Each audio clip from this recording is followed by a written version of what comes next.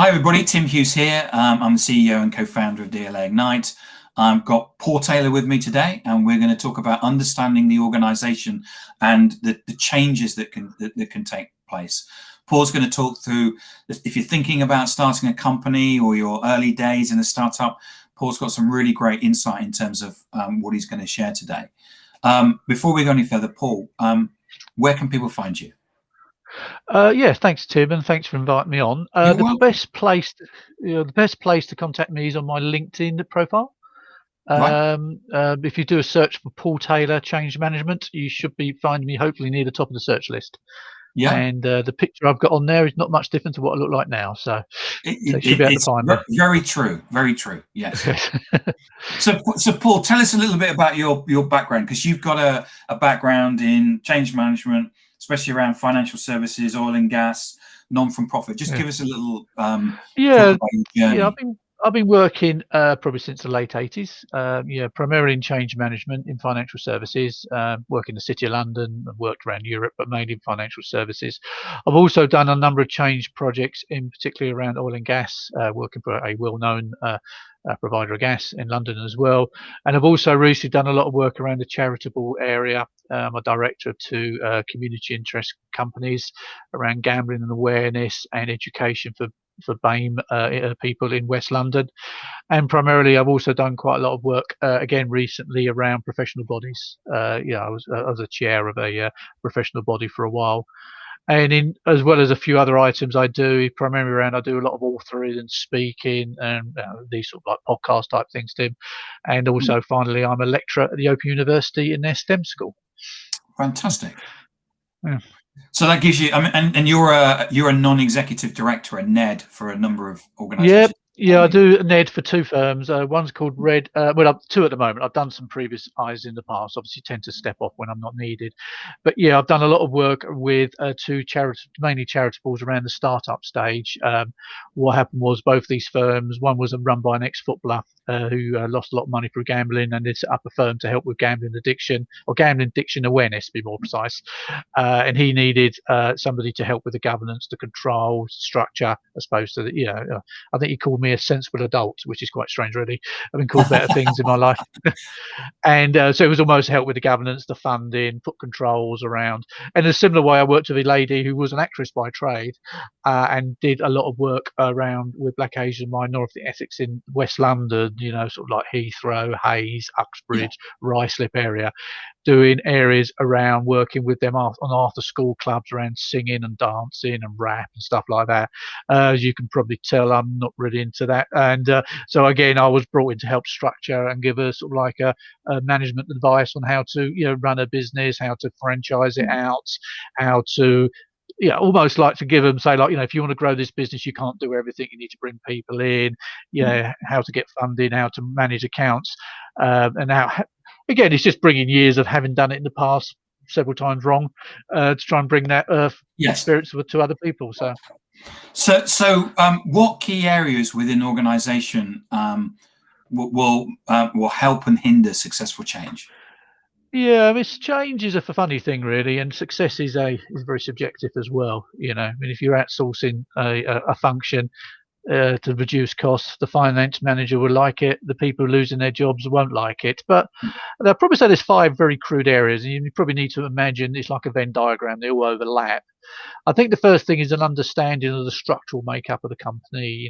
Its profitability, how it's grown, how siloed it is. The second one is around the operating model, which is a very, very management consulting word for basically the day-to-day things that people do and the processes that support it. An understanding of the clients and products that the firm uses. The next one is cultural factors, and culture is a great phrase that basically mean many different things to many people, but I tend to look at it as the attitude or the personality of the company. And the last one is around the processes and systems in place. As I was watching Yes Minister, for those who remember the other day, red tape stays the nation type thing, and obviously a process of control often gets a bad press. It is very important, really, and obviously it's very appropriate that it matches the size of the organisation and change. Yes, I think we've often seen Well, I've worked for big companies and small companies, and there's a there's big company processes, and I've often seen big company people come into small companies, and vice versa, and them finding difficulty because the process kind of needs to fit the size of company, doesn't it? Oh gosh, yeah. I think the challenge you have is and I've worked like yourself, a number of firms where you've got a very heavy oversight it doesn't have to be for change; it could be for anything, and it's almost becomes crippling. And to the point that people actually ignore it. I mean, I remember working at one firm, and this is the honest truth. I won't say who the firm is. They had to do weekly reports on all sorts of things, risk and management, and it was clearly clear that they wouldn't be read by senior guys because people used to cut and paste excerpts of Lord of the Rings out and insert it into the logs, just to make a point that no one's actually reading them. But on the other hand, if you don't have enough control, and I've worked in financial services after the credit crunch, and a lot of that was due to not really understanding what's going on. A lot of firms actually, risk go uncontrolled, things start flaring up, and then before you know it, you've got a disaster. And especially these days with fast-moving economies, fast-moving technology, you can go from so you can go up from zero to a massive issue within days, if not even shorter. So. Yeah. So tell me about the structural makeup of a business. Yeah, I think I would probably think about it in a number of areas, probably 5 main areas around impacts change. I think the first item relates to profitability or free cash. I think if you have I mean, again, this is a double-edged sword. I've worked at firms who are very profitable, but they really struggle with change because they are very uncarefully managing their money. They just throw money at it. But on the other hand, they are able to fund the best consultants, the best technology, the best processes. And the other area around profitability is the other way around. If you've got low profitability, you may not be able to do the full change. You may have to cut corners. You might have to be efficiency. Minimum viable products is now the current trendy phrase. Yep. On the other hand, it basically means you can make money. MVP, yes. The other one is very keen is really how much autonomy or freedom does the firm have from its owners. I think obviously if you've got a firm, you want the ability to run the firm yourself. Which means making decisions, whether that's decisions being made around change management or anything else. I worked at places where firms have almost had no autonomy from senior management or from their owners, whether their owners are a parent company or a hedge fund or a venture capitalist, and it's just stifling. On the other hand, I've worked at places where they've had too much autonomy and where sometimes the owners would have said, you shan't be doing that. Yeah, so it's just trying to get the right balance. The other areas is particularly in financial services I've worked in, and also I noticed it probably about 10, 20 years ago in oil and gas, is around the regulatory environment. In particular financial services probably deserve, since the credit crunch, the amount of controls and regulations externally and laws with serious penalties now, like criminal prosecutions, is crippling. For certain firms. So basically, you need to understand what the regulatory environment is, because if you're going to do a multiple complex change, you've got to make sure you're not breaking any regulatory environments, any rules, because they're in trouble. Especially if you're across multiple jurisdictions, like you've got products in the UK and you're selling now into a post-Brexit EU. The import-output rules are absolutely terrible.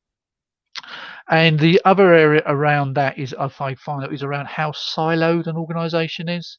Yeah. Again, I mean, I did some academic research recently, and it was surprisingly certain firms are very siloed, are actually very structured. There's just no flow of information.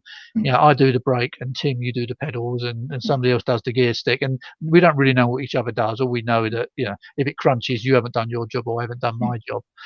Whether that siloed is down to historic setup or internal politics, but it makes no difference. It really doesn't make a very good flow of data, and then basically restricts change. Yeah, I think that I've seen you can get the autonomy and the freedom between owner companies and also companies that are centralized or decentralized. Yeah, and it can make a massive impact in terms of the type of decisions made and when. Yeah, I completely agree. Yes, I mean, Well, one of the key things about any successful change is key decision making. It's not necessarily making a decision; it's knowing you have to make a decision with a view Yeah. that you either make it or you decide, well, we'll hold for the time being. Yeah. Unfortunately, you need this flow of information to make those decisions, or decide not to make those decisions. You know what I mean? Yeah. Yeah. So tell me about the operating model, because this sounds like a really sort of management consultancy question, as you said. So Oh, what yeah, do yes. you mean? Well, operating model is basically the processes, the people, the technology to run the business on a day-to-day basis. That can be anything from sales to manufacturing to day-to-day administration, payroll. Uh, Technology is obviously a key one as well. It's often made up a number of parts, and the firms, unless they're a very, very simple firm or very, very small, always have a very complex operating model. And that will consist of a number of suppliers. Probably the technology we're speaking on is an external vendor. You may have software providers. You may have accountants. You may have agents you sell through. You may have, obviously, you've got banks. You have lawyers. I mean, the list is quite complex. So if you can imagine, you've got quite a complex mesh or net of entities that are involved in making the operating model go back well. So when you do any change, you need to change the operating model, whether you add a process in or you take a process out or you amend it or combine it. And the key here isn't so much the complexity of the operating model, because all operating models are complex, is how well the operating model is understood. Right. Yeah, I think I remember working at a company once who was basically a complete merger of about 14 firms. All you can imagine, all gone together, corporate politics hell. And the guy said, when it's like changing the operating model, it's like trying to play Jenga with your eyes closed. You just didn't really know. When you pull something out, you didn't even know what you're pulling out, and then you put it collapse. So it's the most important thing is to really understand the model itself. It's understood it's complex. That's life, But if you're going into a big change and you don't really understand the operating model, I would suggest the buyer beware, step back and have a think about it. So. Right. Yeah. So tell me about clients and products. Yeah, again, this is often an area, particularly clients are actually forgotten about when you're doing change, because most change tends to be very navel gazing, looking at what we can change internally, comply with a new reg, upgrade the website or something else like that. But you've got to be very careful about your client base, and especially if you've got a very, very different range of clients. People love the phrase B2B and B2C and D2C and all stuff like that. But primarily, you need to understand what your client base is. Have you got a lot of retail clients? Have you got a lot of business clients, or a combination of both? And also how much power your client has over you. You may have a large number of B2B clients who may have who are very demanding to say, whatever you change, you need to tell us. Yeah. Or the worst comes to the case, if we need to do a change, the client needs to change. It could be anything from signing a new agreement to updating their website because we're going to send some different information in. So it's a key to really understand, again, think about in the same way you understand the operating model, you've got to understand the impact to your clients. And the other area is around products, which is similar-ish, really. If you have a lot of products out there, most people try and the easiest way is to sell a standardized product normally. And the key thing there is to understand the range of products, and if you make a change, and to understand the impact of that. Right. So we've had a comment from Odessa. Thank you, Odessa. It's imperative that you understand your audience. Totally agree with that. Would you agree with that? Can't agree more. Yeah. Which is a very, very concise and short way of what I was trying to say. But thank you. So what about cultural factors? Yeah, it's interesting, culture. It's I said to you before, it's almost like the personality or the attitude of a firm or an organization or anybody. You have some firms that are very aggressive, same way you have some people are very aggressive, you have some people are very passive. But there are a number of areas I would suggest to think about. Is the first one is, if you've got, for a startup, it's slightly different, but for a larger firm, it does get quite awkward. Is really to understand how well is the mission statement or what the firm's trying to do really understood. I don't mean like they can read it off the internet, or there's a nice big poster on the wall with a picture of the management doing this, with a speech bubble coming out. But do they really understand what you're trying to do? For example, like certain airlines, it is not to give the greatest service by any stretch, but to give the lowest cost. So they don't. To them, it's low cost. Other airlines, it's the complete opposite. It's they're not going to be cheap, but you're going to get a good service. Answer your phone, understand that. The other area around cultural factors is how well the organisation reacts to change in the external market. A lot of firms are, again, it's very hard. Firms just, customers change demands, hence coming back to understanding your customers. Regulatory changes happen, and people are just going straight forward, but the market's moving to the right, and it's to try and monitor that. The other one is customer focus. How much customer focus generally do firms have? I've never met a firm and said they don't have customer focus, but We're all customer focused, Paul. Yeah. Yeah, but I've met a lot of firms say they're customer focused, but they don't really care about the customer focus.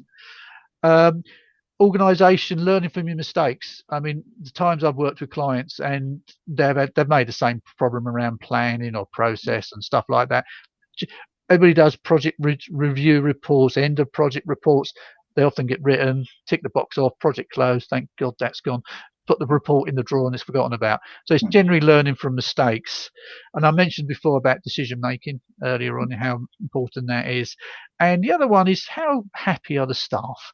People tend to look at high levels and say, we've got a culture, we're all happy, we've got a good culture, everybody knows the strategic direction, but you look at the staff, they're all crying. Again, it's often a good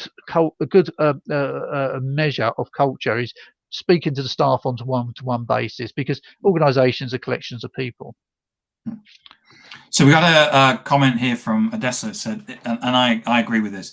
It would be good to work with clients who fit your culture because the relationship becomes naturally enjoyable. It is. I mean, if you've got people who think the same as you and as clients, it makes things so much easier. It does. I mean, one of the biggest problems I've found with change is we've got a customer. The client I was working with was dealing with a literally very small. We could probably fit him in the size of your room, Tim. Real small fund manager. Oh, thank you. Dealing with an absolute humongous bank. I won't say who they are, an American bank anyway. And the cultural difference between them two was actually frightening. Because the small company can make decisions literally on the fly. The bank needed 6 weeks to make any major decisions. So, and she also says customer focus is often the buzz term. Money comes first, and they lose authenticity and priority. Yeah, I agree with you. That's the point I was making. People, I've never met a firm that said they're not customer focused. No, but when you get into the guts, I think Odessa, you're right. It's a I'm guessing that Gareth yesterday. So just so people know, if you're watching this in the future, Gareth, as in Gareth Southgate, we lost the Euro 2021 final yesterday. We being England. So and success comes from the team. It does. Yeah. I mean, as a leader, you have to. There's only so much you can do. At the end of the day, you have to allow people to That's true, execute. Which all comes down to empowerment, as I mentioned earlier, and trust and stuff like that. Yeah. So in the last 3 or so minutes, tell me about the process and systems. I mean, it sounds desperately boring, but it's not, is it? It's very important. You need to have some control in place. I mean, otherwise you do get anarchy. And as you sort of like hinted to earlier, you don't want too much control in place, as otherwise nothing ever happens. So therefore, I mean, the key things is around processes and systems. The most important thing is, I think, is having good management, and which is the point I mentioned, Odessa mentioned around Gareth. There's no coincidence the best teams have the good managers, the best firms have the best managers. You need managers who are supportive and knowledgeable of what's going on. Because if they're knowledgeable, you can go to them and say, look, I'm stuck. I don't know what to do here.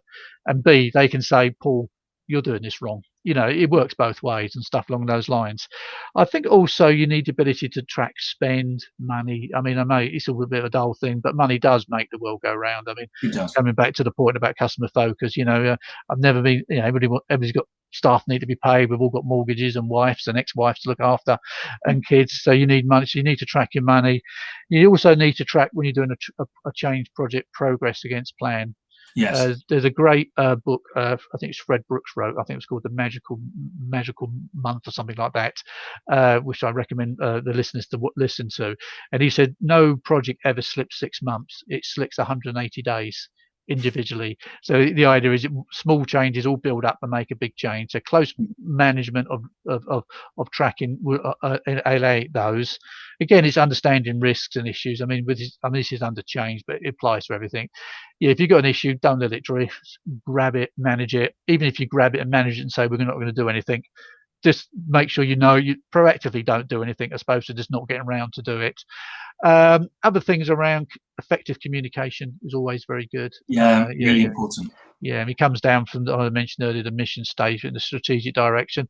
And the last one is I've got around here is around resistance. Resistance is often seen as a bad thing, and it can be, but on the whole, you need to understand what the resistance is. A very famous person, J.P. Morgan, who is the bloke who set up J.P. Morgan, said people have two reasons to resist. The first one, he would say, is the logical, rational, understood reason. The next one's the real reason. Which implies people don't always give the real reason why they're resisting. So the important thing there is to really speak to them, build a relationship with them, understand what the resistance is, and then you can manage it. Because I worked on projects where resistance was rife, and when you understood the resistance, you think they're completely right. We're way off. And then basically you bring them in, and everything. You can work with them. So yes. And I think having people in the tent is so important, isn't it?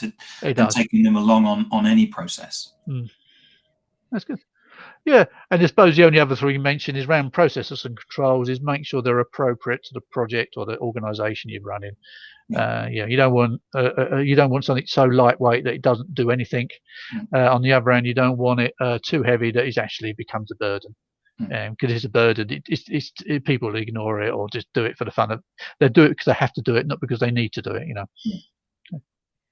Cool, Paul. Thank you so much for coming on and welcome to enjoy that around change. I mean, it's something that quite often organisations walk into and without really understanding the impact. And I've seen where we've tried to change things, and of course.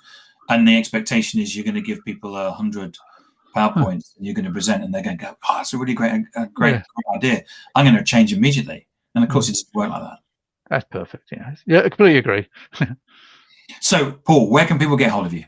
So again, just to recap, if you go onto LinkedIn, it's if you search for Paul Taylor Change Management, I should be near the top. And as I mentioned.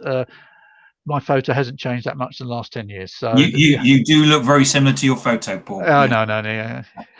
Although slightly grey hair after last night's football.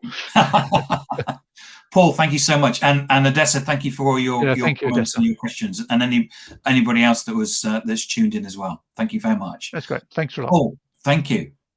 Thanks, Tim. Cheers. Bye. Bye.